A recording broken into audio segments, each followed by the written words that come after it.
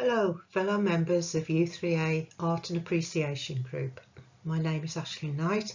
I studied at Aberystwyth University School of Art as a mature student and graduated with an MA in Fine Art in 2007. Before I start, I'd like to thank Nigel for his kind invitation for me to put together this PowerPoint presentation for you all, which, by the way, I've really enjoyed doing. So here we go. Let's look at still life, Vanitas and Memento Mori art. The term still life derives from the Dutch word still even, and the subject matter is accepted generally as anything that does not move or is dead, objects of daily life, especially flowers and foodstuffs. It's one of the principal genres of Western art, often described as the art of imitation, and has always been a favourite theme for artists. It was at its height of popularity between 1550 and 1650, where in almost every part of Western Europe, from Spain and Italy in the south to Germany and Netherlands in the north, there arose at roughly the same time a strong and enduring practice of the pictorial representation of objects. Artists produced a visual discourse around material culture, and a genre of still life art known as Vanitas, closely related to Memento Mori, emerged, which was intent on inspiring viewers to come to terms with harsh realities of their mortality. Artists of the Vanitas style were influenced by the political, social and economic situation at that time in Europe. The Renaissance, Enlightenment and the Age of Discovery sparked commentaries on trade, the acquisition of wealth, knowledge and education. The Reformation, with ongoing religious strife between Catholics and Protestants, and not forgetting the ever-present threat of plague.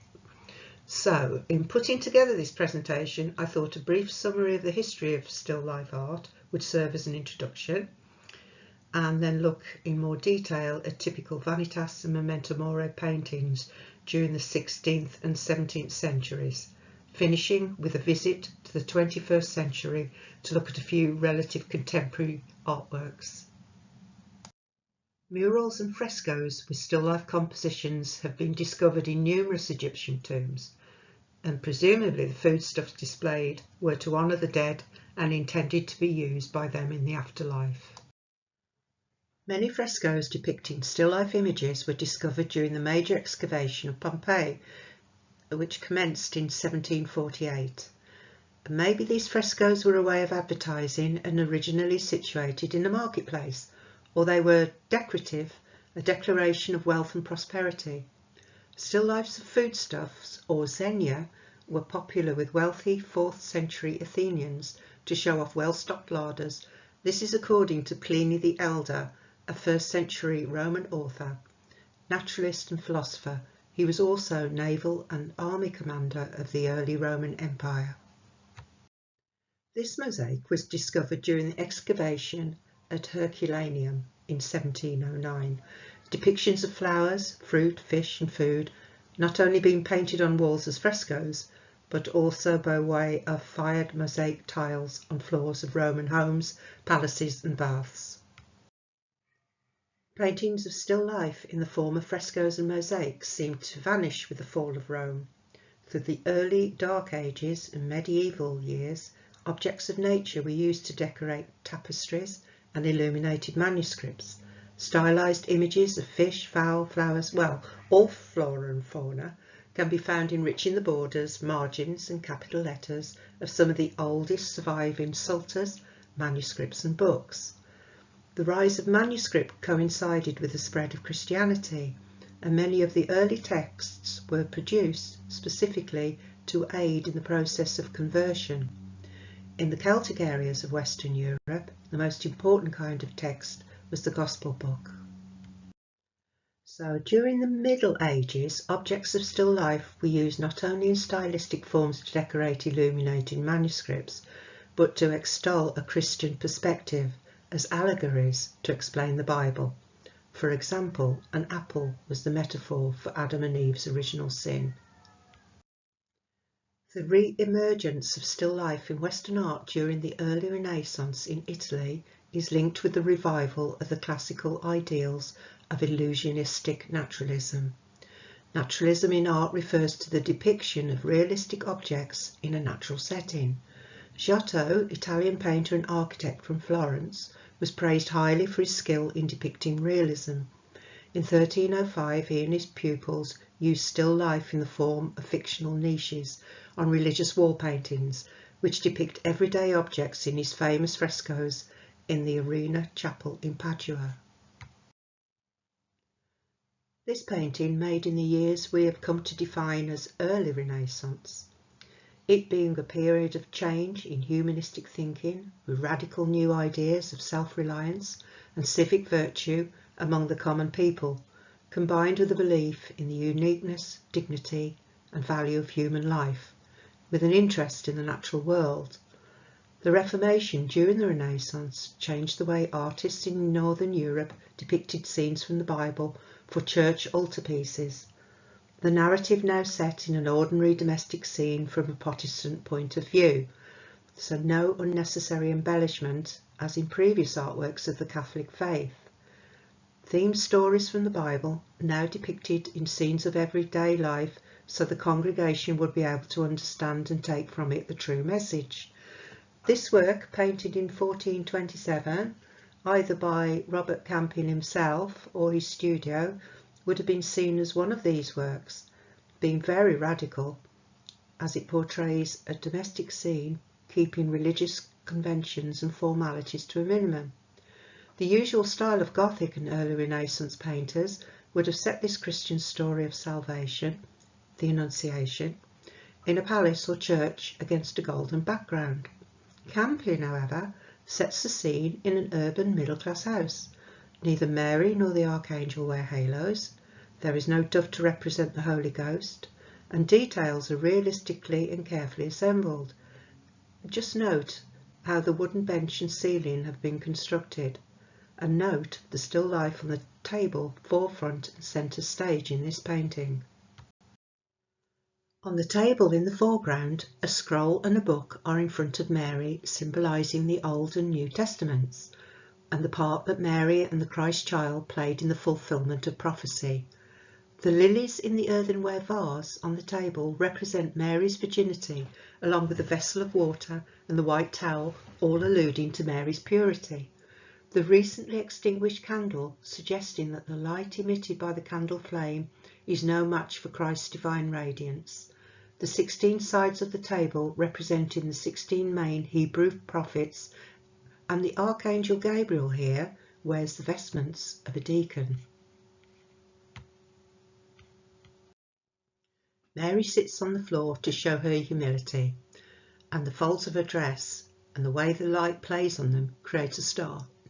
This is probably alluding to many theological comparisons of Mary to a star. Another example here, but painted 50 years after Campin's altarpiece. Note the still life, this time a floral arrangement, in the foreground of the central panel of this triptych. The artist Hugo van der Gross did not in any sense choose his flowers at random. The number, variety, colour and even relative position of each and every blossom had a special role in explaining the significance of Christ's mission on earth. The flowers in the foreground represent certain symbols. These flowers include scarlet lilies and white and purple irises representing the Passion, violets for humility, 3 red carnations that symbolise the 3 nails on the cross, and columbines that represent the Holy Spirit.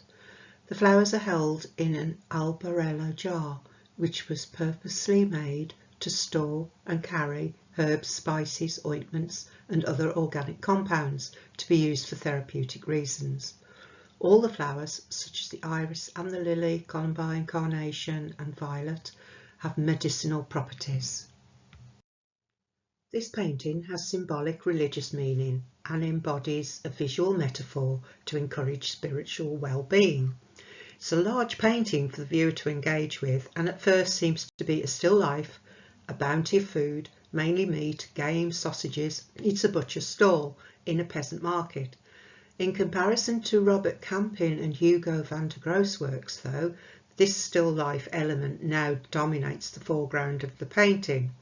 You have to look past the butcher's stall to find in the background a scene from the biblical theme, the flight into Egypt. The Virgin Mary is seen stopped on the road giving alms to the poor.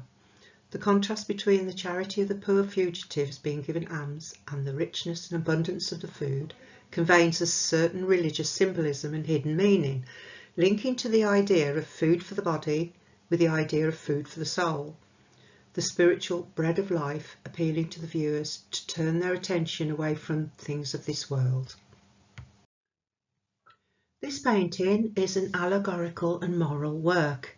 It's condemning avarice and exalting honesty, as is shown by emblems of the vanity of life and Christian symbols like the scales of the Last Judgment. Flemish artist Quentin Massès painted in the style of the early Netherlandish tradition. He was born in Louvain, Belgium in 1466 and later settled in Antwerp, which was a major trading centre and rapidly became the principal city for commerce between northern and southern Europe. Portuguese and Spanish merchants and powerful Italian bankers visited Antwerp for trade, making the bustling city the economic capital of Europe. Merchants from all over Europe, using a variety of currencies, created a business in trade so that large numbers of moneylenders and money changers set up shop. So in analysing this painting, we find the man and his wife. Curiously, they're dressed in clothes from another era. This may allude to a nostalgic or idyllic rural past. They are seated behind a table that is tightly framed, which makes them the focus of attention for the viewer, and you wonder what they're doing. The man is busy testing the money for value on the scales, while, as reflected in the convex mirror, is the customer who waits for the results. According to a 17th century observer, this is relative to an inscription on the frame of this painting, sadly now lost, which said, "Let the balance be just and the weights equal." His wife has been distracted from reading a book of devotion. The open page reveals an image of the Virgin and Child. She has looked up and away, and by her expression seems to be approving her husband's honesty in business, but in doing so, she is showing that she is more concerned with avarice and greed than her spiritual duty. The prayer book was extensively documented in art during the 15th century, and this painting, being the first of its kind, Massès has indicated that this was in fact in the process of being replaced by a growing capitalist economy and mentality, bringing with it a variety of new commercial and mercantile ideals. So looking closer at this painting, you have to look behind them at the objects in the background. These have been carefully chosen to strengthen the work's moral message. Some are recognisable from Jan van Eyck's paintings, of which there were many, a crystal vase, crystal beads and a piece of fruit. But in this domestic scene, these objects are now mingled with scraps of paper and accounts books, symbolising contemporary social and economic change. The snuffed out candle and the fruit on the shelf, an allusion to original sin and a reminder that we are all doomed to return to dust, and the symbols of death. The carafe of water and rosy hanging from the shelf symbolise the purity of the Virgin. Finally, the small wooden box represents a place where faith has retired. To sum up, it is a painting with a moral, a scene of new wealth through trade and exchange, a way of condemning human vices and reminding viewers of the frailty of human existence, that all this means nothing in the end. As we move on now and start looking at Vanitas and Memento Mori paintings, which became popular during the 16th and 17th centuries, we have to look at what was going on in Europe at this time and why these paintings came to be so popular. These were turbulent times indeed. Besides war, always ongoing, ever present in people's thoughts and nightmares, was their biggest fear, the plague. Such a horrible and vile, disgusting way to die. Between 1346 and 1353, the Black Death had rampaged across Europe and killed an estimated 50% of the population. The Black Death ended, but plague carried on, making periodic return visits through the centuries, and for the next 300 years it became a feared but regular part of everyday life in Europe. The catastrophic effects of plague and its relentless recurrences changed life in every possible way, as high levels of mortality caused by the Black Death and its recurrent outbreaks made death even more visible and tangible than ever before. One of the major cultural consequences during this time was its effect on towards death and the art of dying. As a result, both of its extreme virulence and the strictness of the measures imposed to combat it, plague significantly disrupted traditional customs of dealing with death. This disruption made itself felt not only in religious belief and burial practices, but also in art, architecture and literature. European culture was profoundly shaped by the experience of the plague, as witnessed by the advent of symbols such as Vanitas and Memento Mori, but especially so in Dutch still life paintings. Vanity of vanities, saith the preacher, vanity of vanities, all is vanity. That's a statement at the beginning of the book of Ecclesiastes in the Old Testament. But vanity not in the sense of checking yourself in the mirror being conceited, but these words from the Bible warn us that all human action is transient, in contrast to the everlasting nature of faith. In most cases, symbolic paintings use different objects to convey deeper meanings or narratives. In a sense, the covert religious content of these Vanitas works fulfil the spiritual need left untended by the decision of the Protestant Church not to commission any more large religious works. The centre of Vanitas painting was the Dutch town of Leiden, an important site of Calvinist theology, with its focus on man's sinful nature and its stern moral code.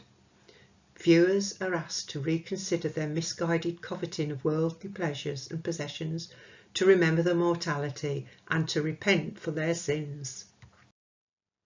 The term Memento Mori, being applied to Vanitas artworks during this time, had actually been around for centuries. This mosaic from the 1st or 2nd century was discovered in Pompeii.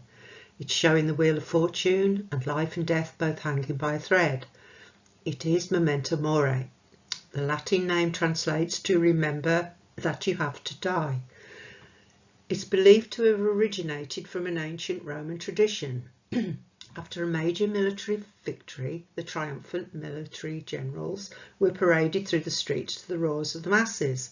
The ceremonial procession could span the course of a day, with the military leader riding in a chariot drawn by 4 horses. There was not a more coveted honour. The general was idolised, viewed as divine by his troops and the public alike, but riding in the same chariot, standing just behind the worshipped general, was a slave, and the slave's sole responsibility for the entirety of the procession was to whisper in the general's ear continuously, "Look behind, remember thou art mortal, remember you must die." The slave served to remind the victor at the peak of glory this godlike adoration would soon end, while the truth of his mortality remained. A time of unrest and upheaval, but especially so in England when Hans Holbein painted this in 1533. Hans Holbein was a German Swiss painter and printmaker who specialised in realistic portrait painting. He moved from Basel in Switzerland to England in 1532 and lived in Aldgate, London, working for the royal court under the patronage of Anne Boleyn and Thomas Cromwell. When he painted this work in 1533, that same year Henry VIII quarrelled with the Pope over the Catholic Church's refusal to grant him a divorce from his wife Catherine of Aragon. But then he went ahead and married Anne Boleyn, and soon after he celebrated the birth of their daughter, half-heartedly of course, as he'd hoped for a son. But this was the future Queen Elizabeth I. Just 1 year later, Henry broke away from Rome and established himself as head of the Church of England. His drastic actions, largely motivated by his desperation to produce a male heir, added more fuel to the fire, escalating the troubled, unstable political and religious order in Europe, where King Henry, King Francis I of France, Holy Roman Emperor Charles V and the Pope all hovered on the brink of war. Henry's break from the Catholic Church opened the door for Reformation and humanist thought to enter England, the philosophies of which would eventually transform much of the continent. Martin Luther, German professor of theology, composer, priest, monk and seminal figure in the Protestant Reformation, and his followers challenged the Catholic Church's absolute authority, and they were gaining traction in Northern Europe. During the years 1535 to 1536, Thomas Cromwell, on behalf of the state, set to implementing the dissolution of the monasteries. Over 800 were dissolved, demolished for building materials, sold off or reclaimed as Anglican churches. So during the rule of Henry VIII, from 1509 to 1547, there was much to worry about, as the plague, now in the form of the mysterious but deadly sweating sickness, was sweeping through England. It killed many members of Henry's court, including Hans Holbein in 1543. So, looking at this painting, it's generally known as the Ambassadors, but also goes by the title of Jean de Dinterville and Georges de Selve. They were close friends and young men of distinction. The painting largely celebrates wealth and excess, the importance and political standing of the two men, while also subtly celebrating their close friendship. But upon closer inspection, however, it reveals many significant objects and hidden symbols, a still life of several meticulously rendered objects, the meaning of which has been the cause of much debate over the years since being acquired by the National Gallery in 1890. So on closer inspection, looking behind the two figures, we see the objects on the upper shelf, a celestial globe, a sundial and various other instruments used in astronomy and for measuring time. These all relate to the heavenly realm. Then we look at the objects on the lower shelf, the terrestrial globe, compass, lute, case of flutes, the open book, and these all indicate earthly pursuits and pleasure. A typical piece of Vanitas unravels on closer inspection. Notice the broken string on the lute directly above the open book. The lute's broken string traditionally symbolises ecclesiastical discord, something's gone wrong. The book contains hymns written by Luther. The open page shows Veni Sanctus Spiritus, a hymn to the Holy Spirit, traditionally invoked as a force for church unification. The dream of reconciliation expressed in this small detail, of course, would never materialise. Diagonally across the lower foreground of the Ambassadors, there is an elongated form, the significance of which is not immediately obvious. Some thought this to be a cuttlefish bone. It is a perspective anamorphosis, an intentionally distorted image whose nature becomes clear when it is viewed from an oblique angle. From a vantage point to the centre right of the picture, the form reveals itself to be a skull, included as a Memento Mori. I've seen this painting many times, I have to say, and I just cannot resist standing to the side to watch the skull appear, and as you move away it disappears. It's fleeting, oh, as in life. In the top left-hand corner, just half obscured by the green curtain, there is a crucifix, symbolising the division of the church, or to be viewed along with the objects of Vanitas and the skull Memento Mori to encourage contemplation of one's impending death, but then assured that it stands for resurrection, God's promise of eternal life for the faithful.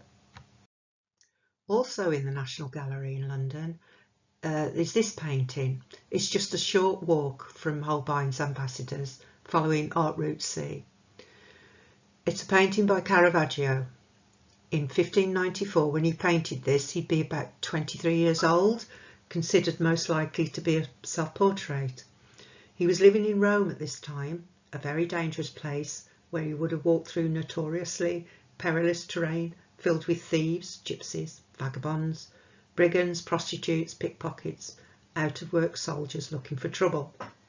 But knowing what we do these days about Caravaggio, I doubt he would have been out of place in this company, living up to his reputation as an arrogant and rebellious agent provocateur, the archetypal bad boy. So this is one of his early paintings, and the way he's painted the boy's shoulder is anatomically all wrong. The shape and position is awkward, not quite right, but gives dramatic effect. Overall, the scene is really quite unusual and strange. An effeminate boy who rose behind his ear, gorgeous curly long hair, wearing an off-the-shoulder garment. This identifies him as Bacchus, Roman god of wine and pleasure and debauched behaviour, often portrayed as a very girlish boy. So as you stop to look at this painting and you get drawn in to see what's going on, it starts to unfold and reveals itself as a Vanitas painting. And then you see there's a lizard. Lizards are frequently found lurking in the shadows in still life art, often seen as a symbol of old age, but more so representing the serpent from the Garden of Eden, evil and sex and the downfall of man. There are various interpretations of this scene and the act of the middle finger being bitten by a lizard. Some scholars put forward the theory that he is portraying himself as being homosexual.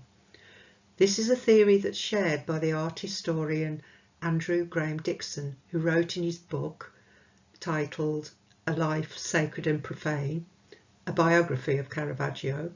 There is no absolute proof of his homosexuality, only strong circumstantial evidence and much rumour. Boy bitten by a lizard seems at first not typical of a Vanitas painting. It may have an allegorical meaning, refers to the pain that can derive from love. His expression of shock and pain portrays his youthful arrogance. Youth quickly fades, like the flower, like the reflection in the fragile glass vase. One minute you're a beautiful young man like Bacchus, who likes to party, and the next you're an old man. Overall, it's a scene that sends out a clear message, a warning to all about the transience of earthly pleasures, a reminder of the shortness of life. But in Rome, where this was painted, that message has a particular pertinence, as symbolic of the fall of Rome when decadence set in, a warning to all in his own time. Just 2 years after painting Boy Bitten by a Lizard, Caravaggio created this simple painting, which wrote a new page in the history of art. For the very first time, still life had been given the same formal and interpretive dignity as a human portrait or a religious story. Much has been made of the less than perfect condition, insect and worm-ridden fruit in a basket. In line with the culture of the age, the general theme appears to revolve about the fading beauty and the natural decaying of all things. It is a unique Vanitas still life. Scholars also theorise that the basket of fruit as a metaphor of the church during this time. And here we see the basket of fruit front and centre stage being used as a Vanitas object. Its importance pivotal here, a subtle reminder of all things will fade and die. But Christ is resurrected here in this scene, implying that faith will never die. Caravaggio sets out the scene as told in St. Luke's Gospel, when after the crucifixion, 2 of Christ's apostles invite an apparent stranger, whom they've just met, to share their meal with them. When he blesses and breaks the bread, they realise that their guest is in fact the resurrected Christ. On the table, the food for supper, bread, fowl and a basket of fruit. The table lays out a still life meal interwoven with symbolism in every item. There is always an element for artists such as Caravaggio to paint a still life into their art to show their talent and mastery of natural subjects. In this painting, apart from the obvious implied Vanitas warning, there is a deeper, more religious reason for the careful placement of every piece of the supper, each one representing aspects of Christ. The fowl on the plate is mirroring death. The bread that he blesses is flesh, Grapes make wine, a symbol of Christ's blood. The apple at the front appears to have begun rotting, a symbol of the temptation and the fall of man. The basket sits on the edge of the table, almost falling, almost asking the viewer to reach out and push it back onto the table. This playfulness is characteristic of Caravaggio. The shadow that falls from the left-hand side of the fruit basket may also be interpreted as referring to Jesus' ministry. It appears to show the silhouette of a fish. From the moment that Jesus entreated his first disciples, "Come follow me, and I will show you how to fish for people. Follow me, and I will make you fishers of men." Caravaggio has used the basket of fruit not only as a still life element in the table setting, but also to underpin the meaning of the story that he paints. Leaving Italy, over in Northern Europe, pared down with no religious content but conveying a very strong message, a skull and snuffed out candle. Objects of Vanitas and Memento Mori. These paintings started to appear on the back of portraits to remind the person who ordered the painting that capturing their appearance did not stop the inevitable march of death. This Vanitas still life with skull and candle by German artist Barthel Brun the Elder was painted on the back of a portrait of Jane Louise Tissier, she being the artist's wife. Unfortunately, I've not been able to source an image of the portrait. Clara Peters was active between 1607 and 1621, a Flemish still life painter from Antwerp who worked in both the Spanish Netherlands and Dutch Republic. She's probably the best known female Flemish artist of this time. She specialised in painting still lifes of food, breakfast pieces, banquet pieces and expensive cups and vessels in precious metals. Very few Vanitas pictures included figures, so this self-portrait painting is quite unusual. Shows herself as serving as the model for an allegory of vanity. As in the Moneylender's painting, she is also dressed in very old-fashioned clothes for the time. She's sitting at a table full of expensive objects, gold coins and jewels. Gazing away from the objects, she looks sad and thoughtful. Maybe she's just looked at the pocket watch she's holding in her left hand and contemplating time is passing, the inevitable counting the precious of hours, minutes and seconds. Her good looks will fade. Life might be good now in all this splendour, but will go the way of the flowers in the vase. Note how they're starting to droop. Time will be gone as quickly as the bet that someone placed on the roll of those dice. And life is like a soap bubble, that one that's floating just above the flowers, and soon it will pop and be gone. Skulls are usually included and are in fact the most commonplace symbol in Memento Mori art. They are the classic symbol of mortality. This is a religious age when almost everyone believed that life on earth was merely a preparation for an afterlife. Vanitas paintings were produced during a period of theological strife as a bastion for the Protestant goal of contemplating the self. Casting off their Catholic Spanish masters, the Dutch Republic had emerged as a triumphant Protestant state in 1581, and Vanitas artists attempted to reflect this attitude via these artworks. The Protestant Reformation, which is usually considered to have started with the publication of the 95 Theses by Martin Luther in 1517, had a big impact and minimised the production of religious artworks. This made way for other types of genres of painting to be explored. So still life paintings were favoured because they depicted the everyday scenes of people and their lives and had inherent symbolic meanings from various objects. The Dutch Golden Age spanned the whole of the 17th century. Peter Klaas, a Dutch painter who achieved a striking simplicity and atmospheric quality in still life representations. The artist's rendering of the glittering timepiece with its glossy ribbon, reflections on the snuffed out oil lamp and overturned glass, brittle pages and the jagged fractures and crevices of the skull is very realistic. In today's terms it would be classed as photorealism. The Dutch love for the microscopic naturalism and remarkable attention to detail is evident not only in the faithful rendering of various shapes and textures, but also in the accurate presentation of local colours, which make the objects appear exactly as they would have been found in nature. In simple terms, still lifes may be classified into 4 principal groups, including flower pieces, breakfast or banquet pieces, animal pieces, and symbolic. Many of these works were executed purely to demonstrate the technical virtuosity and drawing ability of the artist. Some had no reference to Vanitas or Memento Mori. Jan Bruegel, son of Peter Bruegel the Elder, was a Flemish painter and draftsman and one of the first artists to depict flower still lifes. He was nicknamed Flower Bruegel or Velvet Bruegel. Dutch artists popularised still life iconography with their flower paintings. These pieces, influenced by tulip mania, showcase colourful flora from different countries in one vase and at one moment of blooming, and often do not feature any other subject matter. Peter Claes was born in Berchem, Belgium, near Antwerp. He and William Claeszoon-Hader, who also worked in Haarlem, were the most important exponents of the Onthé, which translates to breakfast or dinner piece. They painted with subdued, virtually monochromatic palettes, the subtle handling of light and texture being the prime means of expression.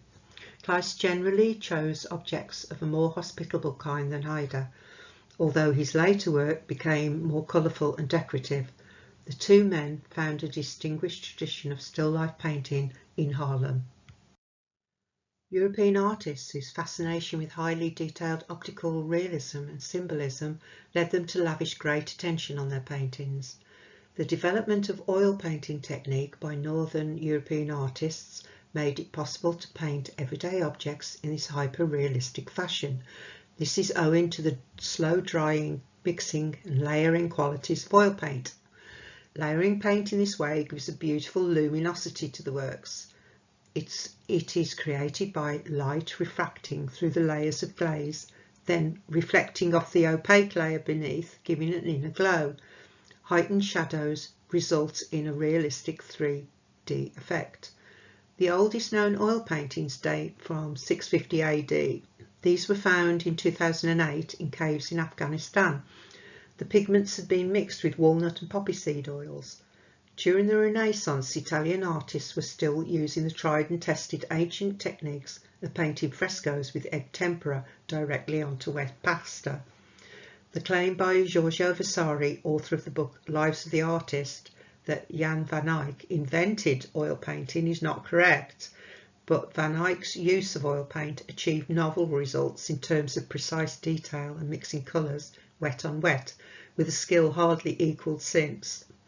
The early Dutch painting of the 15th century saw the rise in painting purely in oils on wooden panels. By the 16th century, easel painting in pure oils had become the norm, using much the same techniques and materials we find today. Flemish artists such as Frans Snyders and Adrian van Utrecht started to paint still lifes that emphasise abundance by depicting a diversity of objects, fruits, flowers and dead game, often together with living people and animals. Pronkstilieven translates to show still life. It is a style of ornate still life painting which was developed in the 1640s in Antwerp, from where it spread quickly to the Dutch Republic. A leading Dutch representative was Jan Davids de Heem, who spent a long period of his active career in Antwerp and was one of the founders of the style in Holland. De Heem was one of the most famous painters of the still lifes in the Netherlands. They included fruit pieces, Vanitas still lifes, flower pieces, but he's best known for his ornate or sumptuous still lifes, the so-called Pronkstillievens. He combined brilliance and harmony of colour along with an accurate rendering of objects in all their variety. European and tropical fruits, lobsters, oysters, butterflies, moths, stone, metal, snails and seashells. Often he would convey a moral or illustrate a motto, a snake lying coiled under grass, a skull on plants in bloom. Gold and silver cups or tankards are suggestive of the vanity of earthly possessions. Salvation is seen allegorically as a chalice amid blossoms, and death as a crucifix in a wreath. A painting such as this would have fascinated 17th century viewers, not only for the luxuriousness of the objects on display, but for the skill with which they were painted. Although the lavish still life was clearly attractive in its own right, it was probably understood as a warning against temptation and excessive luxury, but not as a Vanitas work. The 17th century still life encompassed an enormous artistic range, which peaked by the 1670s and seemed to stagnate thereafter, perhaps because of the deaths of the 1680s and 1690s of so many of its exponents. What did survive, however, were two aspects entrenched in the Dutch psyche: flower paintings and decorative hunting still lifes. Maria van Oosterwijk created floral paintings and still lifes with allegorical themes during a period in which such works were much sought after in Central Europe. She helped to transform the genre of floral still life painting realistically in a manner similar to the 16th century Dutch trompe-l'oeil tradition. In addition to being a talented painter, she also was a successful businesswoman. She obtained the services of an agent in Amsterdam to market her work. Among her patrons were Louis XIV of France, the Holy Roman Emperor Leopold I, Augustus II the Strong, and William III of England. She sold 3 pieces to the King of Poland. Very few women were professional artists during the 1600s, and despite the fact her skillfully executed paintings of flowers were sought by Dutch and other collectors, she was denied membership to the Painters Guild because women were not allowed to join. Here is an example of typical still life with hunting motifs, which became popular in Dutch art in the latter part of the 17th century, at a time when Dutch society grew wealthier and more refined. Willem van Aelst, who worked in Paris and Florence before settling in Amsterdam, was one of the first still life painters to depict hunting trophies. Many such paintings create a heightened sense of reality by featuring full-scale representations of the objects they portray, as in the life-size animals here. I could have added another 10 slides filled with flora and fauna and dead animals, but instead I'm going to now leave the 17th century and end this presentation with a visit to our time, the 21st century. Art has long been a way for societies to cope with turbulent times and an uncertain future. So how are artists reacting to what's going on in the world we inhabit today? I realise that the art world has been devastated by the pandemic. Galleries have closed and there is lack of funding. We're still recovering from and dealing with COVID-19 and the fallout from Putin's war, so I haven't been able to source many current relevant artworks, but I did find this work. It's part of an exhibition featuring 3 artists, being shown by 2 galleries in London through summer in 2022, a contemporary take on still life Memento Mori. These prints, high-resolution photographs, are by Scottish artist David Eustace, whose works are centred on the transience of life and his disbelief in death as a permanent state. Documenting decaying flowers serves as a reminder of our own fragility. The overall theme of the exhibition, including this work by Joseph Santillari, explained thus: in nature, everything that begins a journey of decay immediately begins a change and a new form to feed something else. A constant number of atoms exist to simply rotate and develop some new purpose, even for a short time. These artists seem intrinsically drawn to decay, fascinated by a stage when pretty is past and transition becomes more apparent. A time yet to come, a period that raises so many questions. This is a reminder of the immediacy and fragility, a short-lived period documented, knowing ultimately all things change and that death is not yet the end, and yet it is inevitable. As I was thinking about Memento Mori contemporary artworks, Damien Hirst came to mind straight away. He was one of the young British artists who began to exhibit in 1988. They became known for their openness to materials and processes, shock tactics and entrepreneurial spirit. Over the years he has made many artworks alluding to Vanitas and Memento Mori. In this, the skulls depicted in his Memento Mori etchings are a reminder of death. They give a final image of a face. Because of their short life cycle, the butterflies that also feature in this series stand for the transitory nature of life. Hirst chooses butterflies because they also symbolise metamorphosis and resurrection. Damien Hirst's sculpture represents the artist's continued interest in mortality and notions of value, alluding to the iconography of the skull in art as Memento Mori. The work can be viewed alternatively as a glorious, devotional, defiant or provocative gesture in the face of death itself.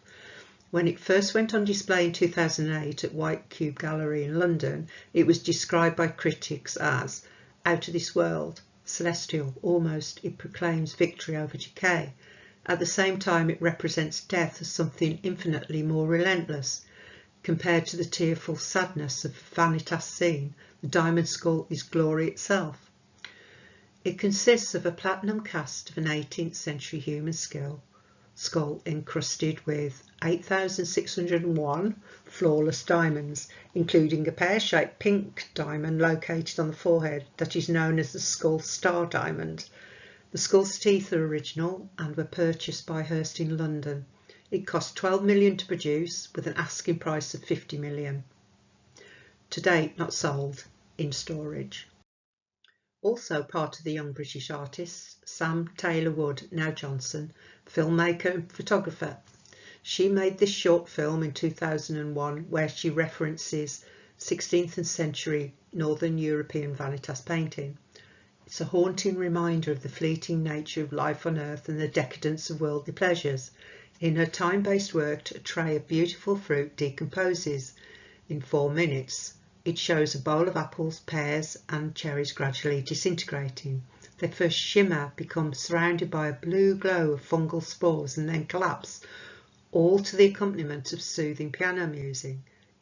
It is surprisingly beautiful and relaxing to watch, until nothing is left but a formless grey mass.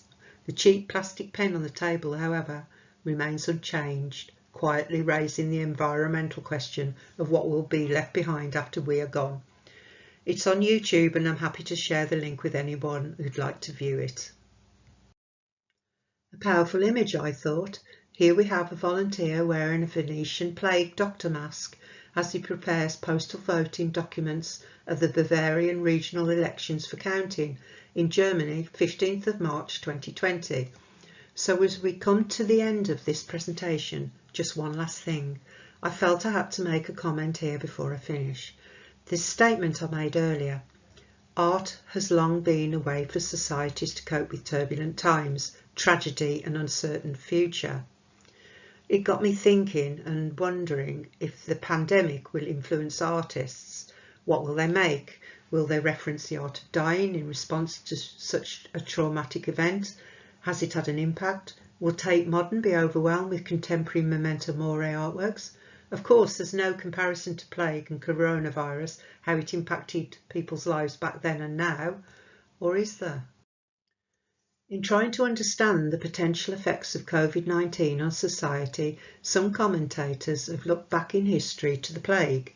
Drawing lessons from an epidemic over 600 years ago may appear at first a bit weird, even foolish, but consider responses then and now to the initial outbreak. Disbelief, disparaging other countries afflicted by the plague before it reached you, a range of established medical approaches and quarantines, plus quack cures, religious finger-pointing and scapegoating.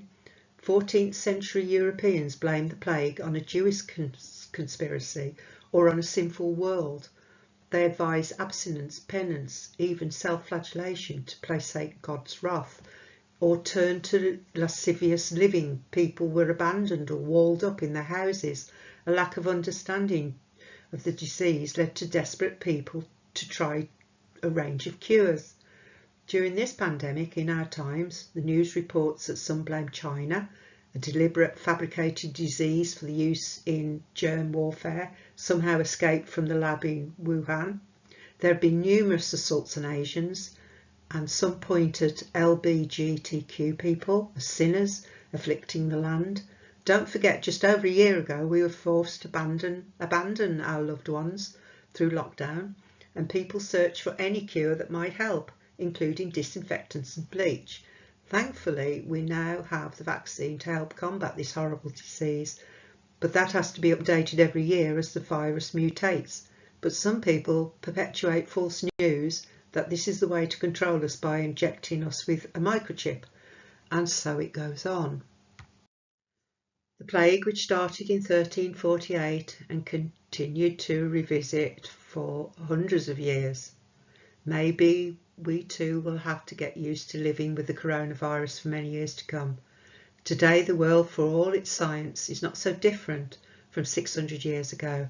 COVID-19 and other diseases are with us and causing havoc, even with the advances in medicine. Pandemic's still here. We're in a recession, global warming, people throughout the world are suffering and starving. Oh, and we can't not mention Putin's war on Ukraine and its effect on the rest of the world. It is relentless, it seems. Carnage, war of attrition, still grinding on, killing millions and destroying our already fragile planet. We are on the brink of annihilation. Turbulent times indeed. Remember, as the slave in his master's chariot whispered, "Look behind, remember thou art mortal, remember you must die." I wonder if anyone is whispering in Putin's ear. And here we are, we've come to the end of this presentation. I'll just add that some of the theories about the symbolism and true meaning of the various objects depicted, especially in Dutch still life paintings, are continually attracting attention and being discussed and disputed by art historians. One of the biggest problems I had was selecting relevant images. There are so many on the internet to choose from, but anyway, I hope I've done a good job, and I'll hand you back to Nigel now, and thank you for listening.